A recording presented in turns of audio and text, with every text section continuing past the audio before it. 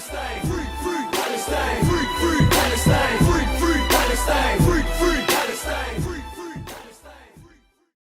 Welcome to another episode of the Watchdog with me, Lowkey, here on Mint Press, where we struggle and strive to push back against the elite narrative put forth by the mainstream media.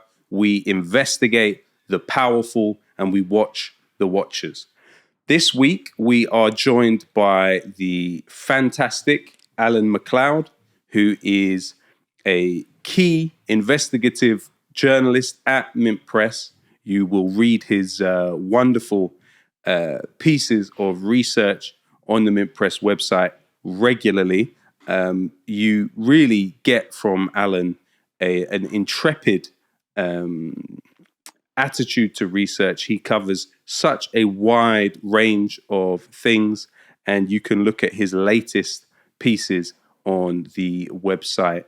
Now, we're going to be talking about partly the recent elections in Britain. You have seen the Labour Party win what looks like at this stage about 410 seats in the Parliament. Really, despite the fact that in comparison to the Jeremy Corbyn campaign in 2017, when Labour won 3 million more votes, despite that difference, you're now going to see Keir Starmer be the next Prime Minister of this country. Starmer, of course, is someone who has a history that is, to be honest, in my opinion, quite murky when you look at his role as the Director of Public Prosecutions. Of course, during his time there at the CPS, you had them play a key role in keeping the Swedish government putting pressure on Julian Assange. At the same time that Starmer was having meetings with Eric Holder, you had the CPS clear both MI5 and MI6 of torture and involvement in rendition with the CIA, at the same time that Keir Starmer was meeting for drinks with the head of MI5, Jonathan Evans. And now Labour is sweeping into government off the back of a campaign in which they relied partly on the assistance from the intelligence company MacLeod. Now, MacLeod was formed by two former MI6 agents and, of course, has a long history of infiltrating and spying on political campaigns as middle of the road as Greenpeace, for example. And so MacLeod have had a role. We are looking into that issue to find out the full extent of MacLeod's role in assisting the Labour Party in this campaign. But also, you had the former head of GCHQ, David Omand, come out and state his support for Keir Starmer. Also, in the run-up to the election, you saw two key Israel lobbyists make large payments to the Labour Party literally days before the election. So Stuart Roden, who footage has emerged, which we will play, of Stuart Roden actually confronting pro-Palestinian demonstrators outside the Labour Party conference and goading them into attacking him. Don't boo me! Don't boo me! Come on, boo me! Attack me! Attack me like you attack them! Cowards! Disgusting! You came into a country, you murdered children! Now, Stuart Roden is somebody that days before the election gave over £500,000 to the Labour Party, and also is the current chairman and is one of the founders of an Israeli venture capital firm called Hetz Ventures, which he founded with a former Israeli intelligence officer. And from this election, you actually now have a fully professional, paid-up Israel lobbyist as a member of parliament. Now, that individual is Luke Akehurst, somebody who went to great lengths with his Israel lobby group, We Believe in Israel, to try and remove my music from Spotify. It is entirely conceivable that Luke Akehurst will now be a minister in the Starmer government. And that is, of course, something to all of us to look to with great concern. In addition to that, you have the interesting case of George Galloway, who won the by-election in Rochdale several months ago, who has lost his seat in Rochdale.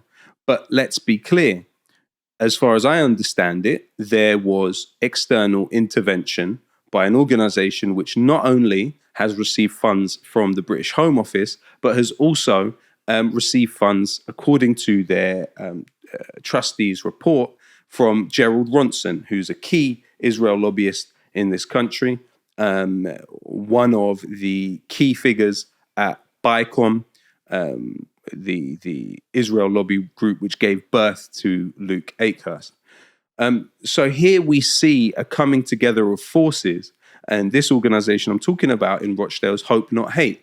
They militated relentlessly against George Galloway and did everything they could to make sure he lost the seat. So in a way, it's a very complex machine. It's very sophisticated with a lot of moving parts.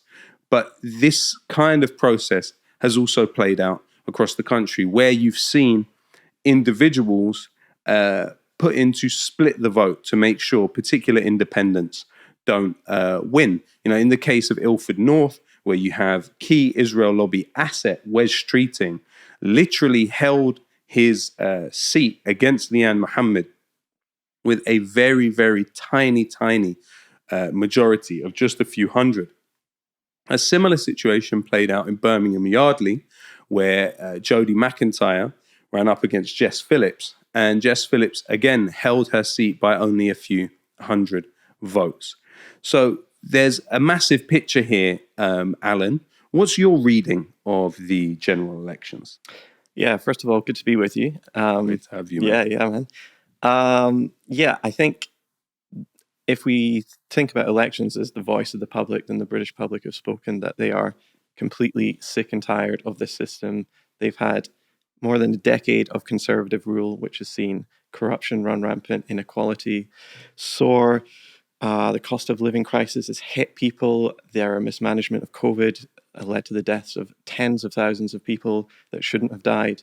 So in that sense, the British public has said they are completely done with the Conservative Party right now. But ultimately, what is this political system offering them as an alternative? Well, the main alternative is Keir Starmer's Labour. And Starmer has been very clever and cautious and clear that he is not really offering very much of an alternative. He has been very quiet in what he is going to do once in power. And that is because ultimately, when you look at his background, his career, he is going to carry on the same neoliberal consensus as before. And so while there is this great appetite with the British public to inflict pain and misery on the Conservatives, there is not a similar appetite to get Labour into power. And that's because over the past few years, Keir Starmer has been the leader in a really vicious and zealous purge of any radical movements within the Labour Party who threaten the establishment, who actually offer an alternative. Starmer, of course, was key in removing Jeremy Corbyn from the Labour Party. Similar people have faced all sorts of problems, people like Diane Abbott, I'm thinking about. And so ultimately, Labour has been defanged and has been turned into this sort of neoliberal centre, perhaps even centre-right party. And so that's what you see, really, when you look at the turnout. The turnout is historically low, one of the lowest turnouts we've had since the 19th century, since universal suffrage was even implemented in this country. And so while Labour have come to power with an enormous landslide of over 400 MPs, when you actually look at their vote share, it's very low, not only in comparison to 2019 and 2017 when Jeremy Corbyn was the leader, also just in terms of totals is much lower than then.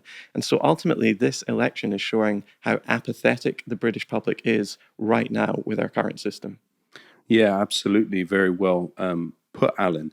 And in a way, when you look at where Keir Starmer appealed to in order to achieve what he has. One of the key places that he targeted for assistance in this campaign was the sun. He famously spoke at a Sun event fairly recently where he complained about the lack of removal faced by people coming from Bangladesh to this country. Now, that's his argument being that Bangladesh is a safe place for people to be deported to, so therefore they should not claim asylum here. But Bangladesh is not even in the top 20 of the countries that people come and claim asylum in this country from. And anyway, these people, when they target refugees, are literally targeting a wafer-thin percentage of the population. You're talking about 0.18% of the population are refugees. And so they're attacking the most vulnerable in this case. And he did it on the platform of the Sun newspaper. So, Alan, what's the significance, you would say, historically of the Sun, but also the individual behind it, the media emperor behind the Sun? What would you say is the significance to that? Yeah, first of all, let me just pick up on something you said. I think it's so interesting when we talk about immigrants, refugees, undocumented people. We're not talking about the largest group, which is Australians who have outstayed their work permits or anything. We're not talking about, police raids on Cafe Oz, getting rid of these people. It's a very coded word, and it means brown people. Let's be real. It means people who don't look like us. And the media, including Rupert Murdoch, has been giving huge amounts of publicity to racist parties like Reform UK, like Nigel Farage, who, even in this system, seem to have only managed to win a handful of seats. Reform UK has not even won the same amount of seats as, for example, Sinn Féin, which is a party that only stands in Northern Ireland and is campaigning for Irish reunification. Right now, as we're speaking, Reform UK has the same amount of seats as the Green Party, who didn't get anything like the sort of coverage that Reform UK did, and certainly not the positive coverage. And that's the sort of alternative we're being offered by our media system. We're being offered a far-right alternative to neoliberalism, not anything progressive like from the Green Party, which is like a eco-progressive party, not anything like the Scottish National Party, not anything like Sinn Féin or anything like that. It is the choice between the neoliberal centre or the fascist right, and we're seeing that across Europe. And that is really a media invention. These people are being buoyed by our billionaire-controlled media. And Rupert Murdoch is a great example of this. He is probably the most important non-politician in the country. Tony Blair once called him one of the four most important people in Britain and an unofficial member of the UK cabinet. Murdoch owns a huge amount of media worldwide, including in this country, the UK. That includes the Sun newspaper, the most well-read newspaper in the country. It includes the Times, the Sunday Times. And across the world, he owns huge brands like the Wall Street Journal and Fox News and most of the Sky brand as well. So whatever country you're in, especially if you're in an Anglophone country, you're probably exposed to a lot of Rupert Murdoch propaganda. So who is this guy? He's an Australian billionaire, but he's always used his newspapers and his TV channels to promote his hardcore conservative ideologies. And one of those conservative ideologies is actually constant and unremitting support for the state of Israel and whatever it does. Murdoch has been to Israel many times. He has developed personal friendships with multiple prime ministers, going back as far as Ariel Sharon in the 1980s, where he used to go to his farm and hang out with Sharon and take helicopter rides around the country with Sharon. He was recently having talks with, or rather his son was recently having talks with Benjamin Netanyahu and Naftali Bennett at the same time. What those talks were, we don't know, but realistically, in this current climate, we know it's probably going to be media support for Israel's ongoing attack on Gaza.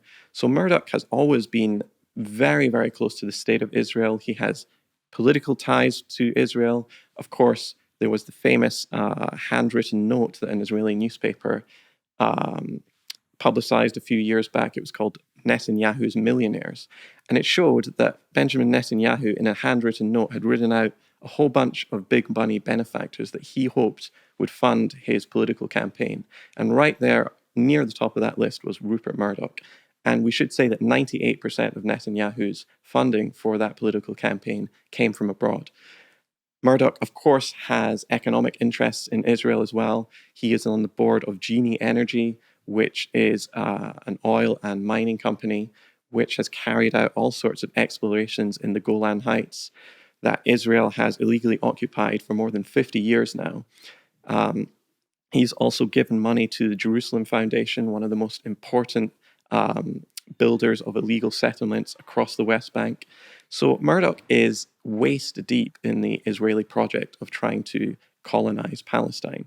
So much so that despite the fact that his newspapers and his channels like Fox News pump out relentless racist propaganda 24/7, the Anti-Defamation League actually awarded him a huge prize of like an anti-racist prize, which is utterly unbelievable, right? That the ADL is honoring Rupert Murdoch in a gala. They are supposed to be an anti-racist organization, but these sorts of things just really show you how far the ADL has gone from what is its stated goal and how much it's really about supporting the state of Israel above all costs. Absolutely. I think one of the interesting things about Murdoch, which is not mentioned enough, is that he had a subsidiary by the name of the NDS Group. Now, the NDS Group actually had it was led by a guy called Abe Peled, which was a former Israeli soldier who was involved in the 1967 occupation of Gaza and Jerusalem. It also had another individual who was the former deputy head of the Shabak, which is Israel's internal intelligence agency. And this organization, the NDS Group, actually was active in this country and was accused of hacking the channels of opposition, so competition to the Murdoch empire, whether that was ITV or others, and putting their coverage online for free for people to watch. So in that way, harming the opposition. And interestingly enough, the same time that Murdoch had this subsidiary run by former Israeli intelligence personnel, his other newspaper, one of his newspapers, the Sunday Times, had the exclusive rights to the story of Mordecai Vanunu, the whistleblower on Israel's nuclear program in Dimona. Now, of course, we know how that ended, because what happened was, while Vanunu was under the care of Andrew Neil, as Andrew Neil put it himself, he looked back and sometimes said, "I wish we'd done more to protect him." But what then happened to Mordecai Vanunu? He was then kidnapped by Israel's external intelligence agency and taken back to occupied Palestine, where he remains to this day. He's not allowed to communicate with any foreigners. So I've always wondered how it is that you could have Rupert Murdoch having this subsidiary, an Israeli subsidiary staffed by former Israeli intelligence personnel, and at the same time owning the newspaper, which was giving out that scoop about the nuclear story, but also failed in its duty to protect Mr. Vanunu. So really what you have here is somebody wielding political influence. I mean, another interesting case with Murdoch is, of course, the case of Sam Kiley, who was actually at the Times. He was the Africa correspondent for the Times. And he quit his job, saying that he was prevented from being able to cover Palestine or write about Israel. I guess being Africa correspondent, he may have had to write about the Egypt aspect of Israel because of Murdoch's personal relationships with Netanyahu. And I did find that fascinating. But also when you look at Starmer, he's been pushed by these particular right-wing forces quite heavily and quite hard. And every now and again, within that push against pro-Palestinian feeling in this country, you've had some sort of shrapnel come and hit others, such as ourselves. So in the case of the Daily Telegraph, which is, of course, a key right-wing voice in this country, it recently did the ridiculous story saying that in Lebanon there were weapons being stored in the Beirut airport, and they were largely ridiculed for that. And the Daily Telegraph also came out with a story fairly recently identifying not only me, but a few other users of the X website, and did this amazing leap of logic where they said, firstly, that a certain amount of the followers of my Twitter account and the other people's Twitter account were, well, actually, no, they didn't say followers. They said accounts that engaged with my account were not genuine. So I think it was, I can get the exact figure unless they said 11% for you. They said 11%. Okay, so they said 11% of the people that engage with my account, not even the people that follow, but the people that engage with my account were actually were fake accounts. Okay. And then they used the leap of logic to say, also, you've got these people at Whitehall that are saying that Russia and China are... And Iran. I don't remember Iran being mentioned in the article. Yeah. Are you sure? Yes. Okay. So these foreign states, right, an amazing sort of trilateral effort here to boost pro-Palestinian influencers to manipulate British public opinion. Now, can you just tell us a little bit about the anatomy of this smear? Yeah, I mean, it's incredible, isn't it? Because, listen, Twitter and everywhere else in social media is littered with bots. Everybody knows it. You can tell immediately when you see a bot in your replies because they say something super generic, and then quite often there's a link to like a cryptocurrency website or something. And that's kind of how bots work. But yet, this kind of like smear and sort of very sort of euphemistic language about how people are being promoted and using words like, oh, help promote, has been going on for a long, long time when it comes to online influence campaigns. Every country does it. Even businesses do it, right? But when it comes to your one, I found it astonishing because the very evidence, the only evidence actually they really reported on this was, as they said, that they said, oh, 11% of the accounts that interacted with people like you were suspicious or fake, right? But when we look at Cyabra's own data in a previous report, they estimated... Who's Cyabra? I'll get to that in a second. They estimated, right, that 11% of the accounts on Twitter were fake or inauthentic.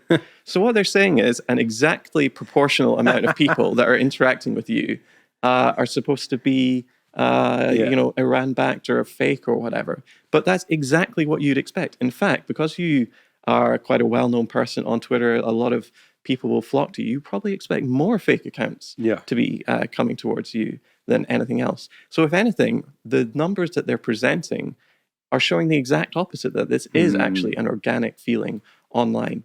Yeah. The real skullduggery comes when you actually look at who Cyabra is, because this was the main piece of intelligence and evidence that the Daily Telegraph, conservative aligned newspaper here, they call it the Daily Torygraph, of course, they used to smear people like you and all sorts of other pro-Palestine influencers. I'm surprised my name wasn't on there, but I'm glad about that, actually. But they relied on an intelligence company that they called a private company. They didn't reveal to anyone in the article that this is actually an Israeli company, which, considering we're talking about Israel-Palestine, is already an extremely important piece of information to know. But it goes much deeper than that, because it's not just an Israeli company. It is an Israeli company with deep, deep ties to Israeli intelligence. Cyabra has been working very closely with the Israeli government since October 7th, briefing the Israeli government on how best to combat influence campaigns and get their messages out. And when you look at actually who the key players in Cyabra, it really starts to raise your hair, like, and should set alarm bells off on anyone. Because, of course, Cyabra was started by a guy called Dan Bramy, who until recently was a combat instructor for the IDF. And Bramy co-founded his company with two other people. Ido Shrega was one of them, who was very high up in Israeli intelligence. And then who was the third guy again? It was Yosef Dar was his name. Right. He was a leader in Unit 8200. Now, Unit 8200, for anyone who doesn't know, is Israel's most notorious and actually largest unit of its entire military. And I'm happy to say it's an institution that between us, I think we have journalistically terrorized over the last few years. There's been a lot of information about Unit 8200 that I've put on the account that you've put out through Mint Press. So it would make sense that somebody that emerged from this unit would be involved in a smear like this. Yeah, most definitely. So Unit 8200 is basically the dirty tricks brigade of the Israeli military. It's really all to do with cyber warfare and online and surveillance activities. So Unit 8200, for instance, is carrying out a massive dragnet of the Palestinian population, whereby they listen to their calls, look at their emails, etc., etc. And they are building up huge profiles on millions of people to dig up dirt on them and use this as compromat to get what they want out of them. So, for example, if you are gay in Palestine and you're in the closet, Unit 8200 is known to use that information against you and turn you into an informer for them. For example, we have the testimonies of dozens of people who've come out and said that they no longer want to serve in the brigade because Unit 8200 treats all Palestinians as if they're terrorists. And they are even instructed, for example, they are taught Arabic and they're taught all the slang words for gay to listen out on all sorts of phone conversations. Wow. So this is what they're doing. And of course, Unit 8200 is also the base for so many of the dirty tricks online that the Israeli government has played in the last few years. Unit 8200 officers have gone on to found all sorts of surveillance companies and hacking companies, including the one that created the famous Pegasus software, which was used to spy on and surveil foreign leaders, journalists, political activists all over the world, and was very likely used in by the Saudi government in its murder of the Washington Post journalist Jamal Khashoggi. So this is the group that is coming out and saying that there are, foreign countries promoting a pro-Palestine message and boosting your reach online. That immediately should be taken with not just a grain of salt, but just like a whole bag of salt dumped on there. And it is journalistic malpractice to take that as gospel. Yeah. And not even informing readers that this is going on, that this is an Israeli company, just presenting it as a private analytics firm, is ludicrous, and it really stinks to high heaven. Well, and also, Alan, we have to remember that when the campaign in Gaza began, what was the exact number again of Cyabra employees who were actually reserves in the Israeli military who went to fight in Gaza? Do you remember? Well, Dan Bramy actually said in a podcast interview that I was listening to that he said half of his entire staff left immediately. Staff was about 40 people. So it's about 20 people, we can say, half of his staff. Yeah. So it's embedded within the Israeli military. Yeah, half of the staff are fighting on the front lines with guns and tanks, and then the other half are fighting on the front lines with keyboards. There you go.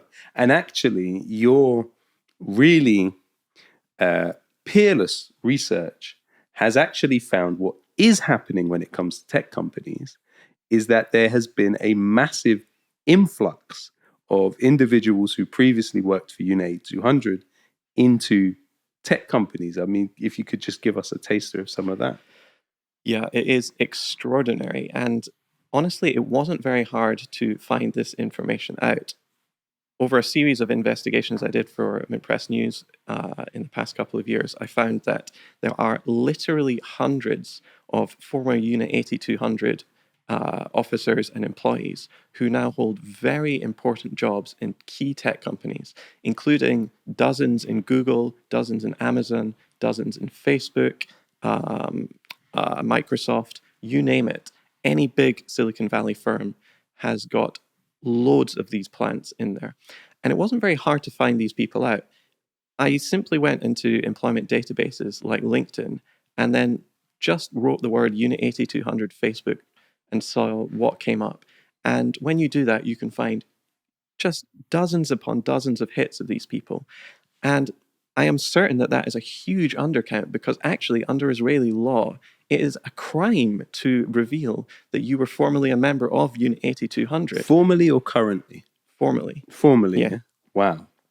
So every single person who put that on their LinkedIn breaking is Israeli actually breaking the law. Right. Amazing. Yeah. Very interesting. And a recent study, investigation by Electronic Intifada, Asa Winstanley, has uncovered that Asaf Kaplan, who was an individual hired by Keir Starmer for the purpose of social listening in the Labour Party, former Unit 8200, was actually active in this recent election to bring Labour to power. There's also been an interesting bit of information that's come out by an investigation by Li Fang in The Guardian, in which he went into this revamped PR commando unit, which was originally set up by the Ministry of Strategic Affairs in 2017 under Gilad Erdan. Now, initially, it was known as Killer Shlomo, and is described as something called mass consciousness activities in the United States and in Europe. And it went on to be renamed The Concert, and what it seems to be is a cluster of organizations.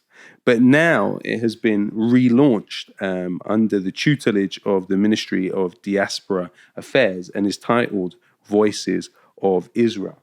Now, what we know is that there's 80 organizations which are part of it, and their scope is quite breathtaking, because they go from organizations like the European Leadership Network, which is a lobby group focused on the EU, to other groups like, for example, the Study of Global Anti-Semitism, the Institute for the Study of Global Anti-Semitism and Policy, which had a really key role in providing the research for US Congress in their investigations into quote-unquote anti-Semitism on campuses in the United States. And then what you also have is an organization called the National Black Empowerment Council, which is largely based on the African Americans within the Democrats. But then also you have a company called Cyberwell, which again employs former Israeli military personnel and has been selected as an official trusted partner for TikTok and Meta. So there's believed to be 80 organizations which are part of, in some capacity, this Voices of Israel push. Now, it really wouldn't surprise me if an organization like Cyber or others would be part of this network of what they call mass consciousness activities. And actually, early on within the genocidal campaign in Gaza, it was revealed that the Israeli government had spent something like 32 million shekels on this Voices of Israel campaign. So a huge amount of money has been distributed around the world to manipulate people's ideas. And, you know, obviously with the Daily Telegraph article, in terms of me, it's a very tiny part, really, of that campaign. An interesting part that binds some of it together is the European Leadership Network, which, of course, has involved Joan Ryan, former Labour Party MP, key figure in the Labour Friends of Israel. The European Leadership Network actually took Jonathan Woodcock to occupied Palestine for hospitality during the war on Gaza. And Jonathan Woodcock, at the same time, had the position, number one, in the House of Lords, but number two, advising the government on political disruption and extremism. And so he released his report a month or so ago. Now, in that report, he mentions me 3 times. He says that my music, on occasion, offers apologism for terrorism, and also deals in anti-Semitic conspiracy theories. But the main thrust of his report was aimed at organizations. So particularly Palestine Action was mentioned over 100 times and described in the worst possible terms. And what Jonathan Woodcock is seeking is the British government to prescribe Palestine Action with a new designation, which would make it a lot harder for that organization, which has launched hundreds of actions against Israeli arms factories and arms factories arming the Israeli military throughout this war, and achieved really unprecedented victories in this country. And now it seems likely that with Keir Starmer in power, you may well see a move by the government to take those steps suggested by Jonathan Woodcock in that report. So really, this whole concept of foreign interference is very clearly happening by particular state actors, whereas in the other cases, we're told that Russia and China would somehow be so concerned about Britain, right, which in terms of landmass, in comparison to China and Russia, is a joke. I mean, it's you're talking about this tiny speck on the. I mean, of course, what Britain does externally is another question. But really, we think that China and Russia would be so concerned on such a granular scale that they would want to amplify and boost the posts of little old me, right, on Twitter to try and somehow then manipulate public opinion. It's just ridiculous. Yeah, I mean, listen, there's been a massive swelling upsurge of support for Palestine and for its liberation, quite simply because people don't like genocide. But the people on the opposite side of the equation there, they cannot handle that. And so they have to find some way of delegitimizing this, because they can't simply, win an argument based on facts. And so their opposition has to be secretly backed by whoever the boogeyman of the day is, or it has to be secretly bankrolled or getting artificially boosted somehow, because it can't be the case that people are actually looking at the footage of bombing schools, bombing hospitals, of looking at, women screaming as their children are, put into the grave.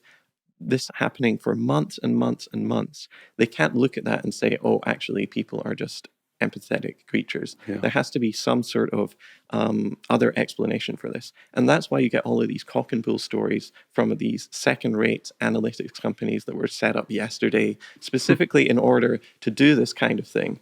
And then they are drip-fed into pliant and friendly media owned by billionaires such as Rupert Murdoch. And suddenly the narrative shifts. Suddenly we're not talking about displacement. We're not talking about the tens of thousands, maybe hundreds of thousands of people killed. We're not talking about war crimes. Suddenly we're talking about supposed anti-Semitism on college campuses, or what one person said in a march or whatever. Yeah. Or we're constantly going around being asked to condemn Hamas all over the time. The subject is being changed, and that is precisely what this massive marketing and PR budget is for, to try and change the subject, to try and get people to not concentrate on the very clear issue that one country is trying to displace an entire people, and that governments in the West are actually supporting that. We have to change the subject and keep people looking at something else, because otherwise we wouldn't stand for it. I mean, another interesting part of the Voices of Israel story is that one of its organizations that operates in direct coordination with it, seemingly, is this Hillel International University Network, which is massive, a massively important part of the Zionist movement in the United States on campuses. And Hillel has had a key role in trying to suppress the campus protests. I mean, you have also looked into the campus, the aspects of the campus protests, some of the big time backers of squashing it. You know, what I was fascinated by with UCLA was the way in which the LAPD seemed to have a relationship with a non-state security actor, which was full of former IDF figures. And you had pictures of the same individuals who were pictured without uniforms on, attacking protesters the night before it was cleared by the police, meeting with the LAPD before. And you even had footage come out of a key individual at the LAPD saying, we see a new vision for public-private partnership in terms of policing. And this was an organization that literally was full of former Israeli military personnel that was seemingly mobilized to shut down this encampment at UCLA. You know, it's always been my opinion that you have to beware of what they call false trenches when dealing with the Zionist lobby. And I feel like a stationary protest is far easier to subvert through many different malicious machinations than a static or something that happens quickly and then moves away. And so in this case, this Mag and Am, and maybe we can play it. You've got an LAPD commander, Vic Davalos, praising the Zionist militia group Mag and Am, which is staffed by former Israeli military personnel. And he says, I see Mag and Am as the next evolution of an organized public/private first responder partnership in the community. Today, on February 2nd, 2020, I see professionally trained and dedicated security personnel, Maganam, as the next evolution of an organized and professional public-private first responder partnership in the community. And as I say, what seems to have taken place at UCLA is the night before, Mag and Am individuals sent in to beat up protesters, and then the next day the LAPD move in and take people out. What can you tell us about your investigations into the campus movement? Well, I mean, we've been talking about these fake AstroTurf campaigns for the last, I don't know, half hour, but what was going on in the US with the campus protests was extraordinary. A genuine grassroots movement appeared almost overnight, and it spread like wildfire across the United States. And it was also, very importantly, most active in some of the most elite universities. It started at Columbia School of Journalism, and then it moved to Yale and Harvard and Princeton. These are the people who the government are expecting to become the next generation of leaders in the United States. And that's why it was particularly frightening to the US government and to the police and to all of the universities' backers. When we're talking about the police, we should just bring it back, and we should remind ourselves that the Anti-Defamation League is actually the largest private trainer of American police in the world right now. But yeah, I mean, I think the campus protesters were extraordinarily disciplined in their messaging and how they acted. They were not, almost every single time when they were provoked, they did not react.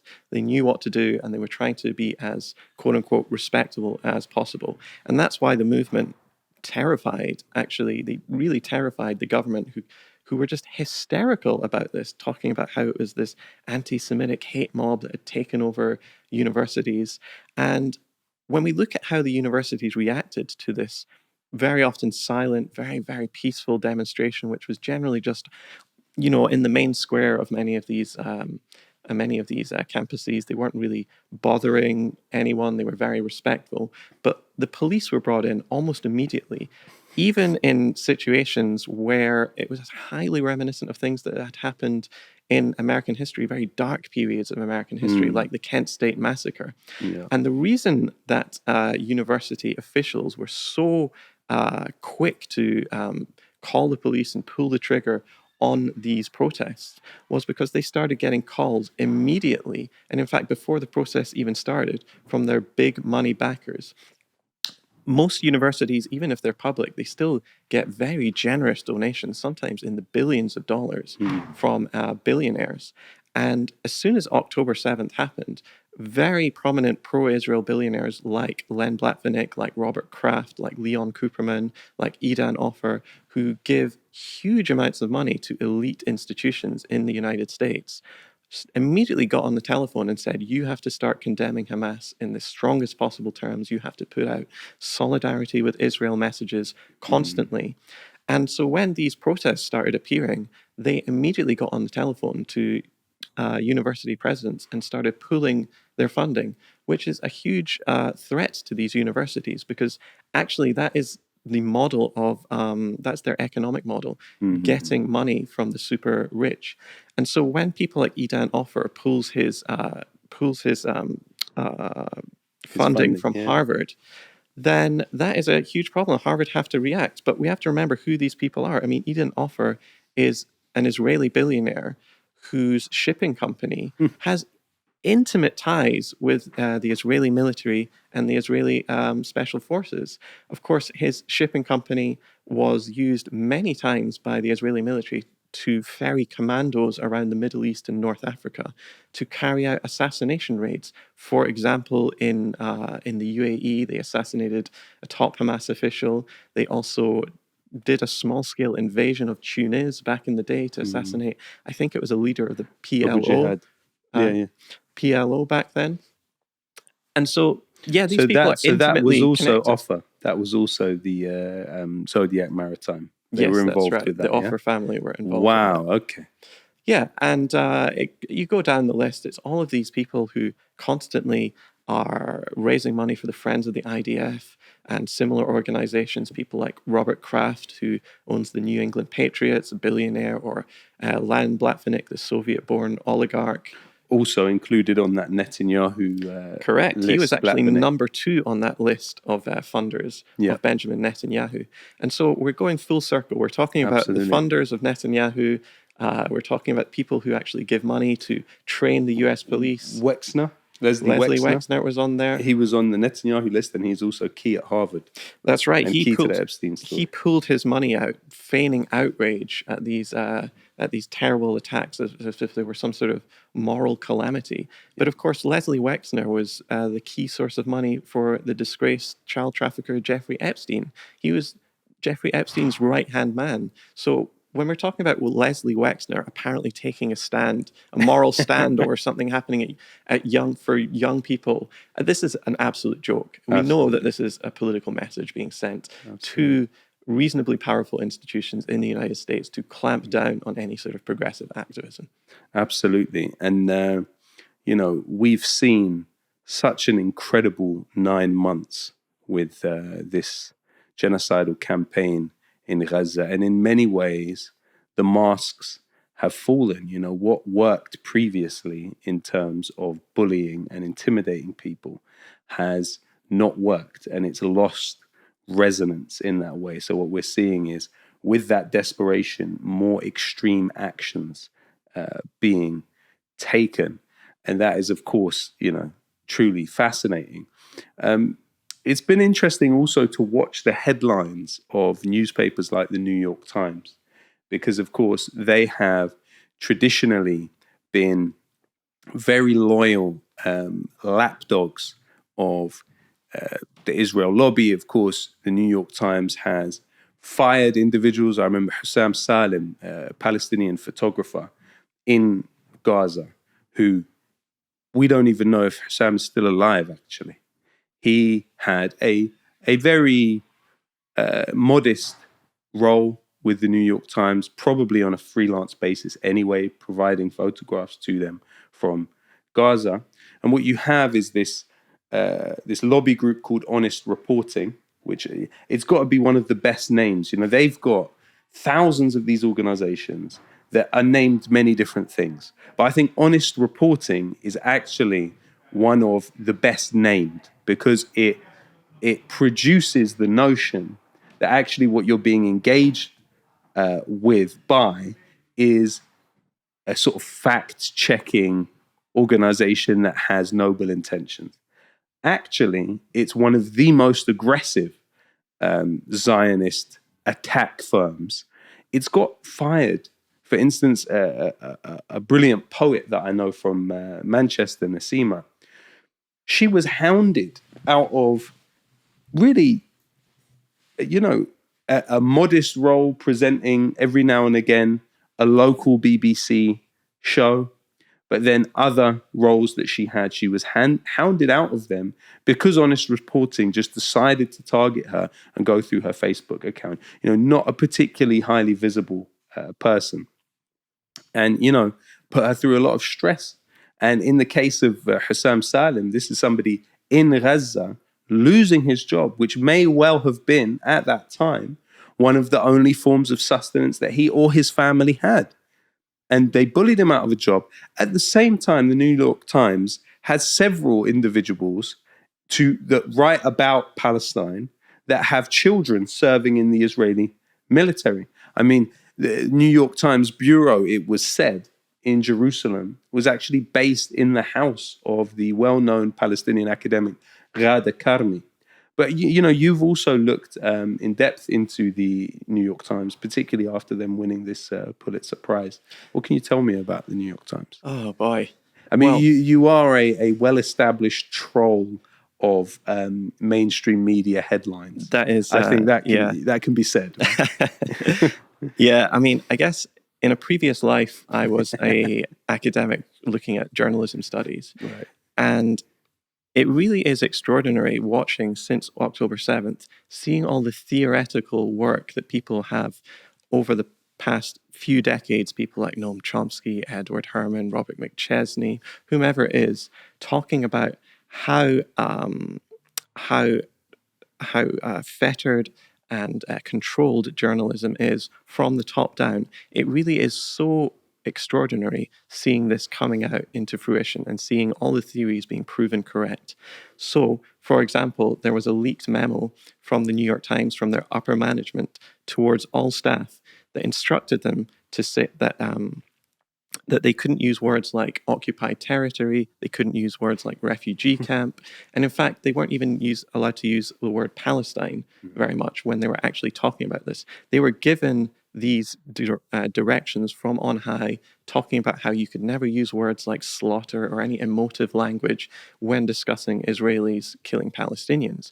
But it's completely fair game the other way. So when you actually do studies of this, you find that words like slaughter are used for Israeli casualties 22 times as often in the New York Times as for Palestinian casualties.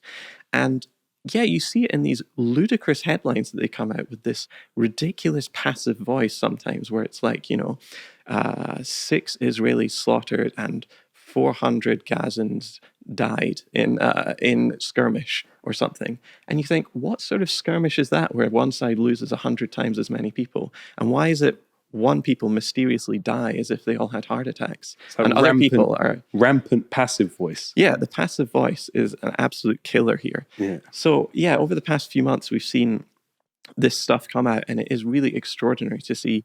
And it's not just the New York Times. CNN, for example, sent out a memo saying that we shouldn't be ever quoting Hamas because nothing they say amounts to anything more than propaganda, and that all their reporting has to be on this subject has to be channeled through their notoriously pro-Israel Jerusalem bureau.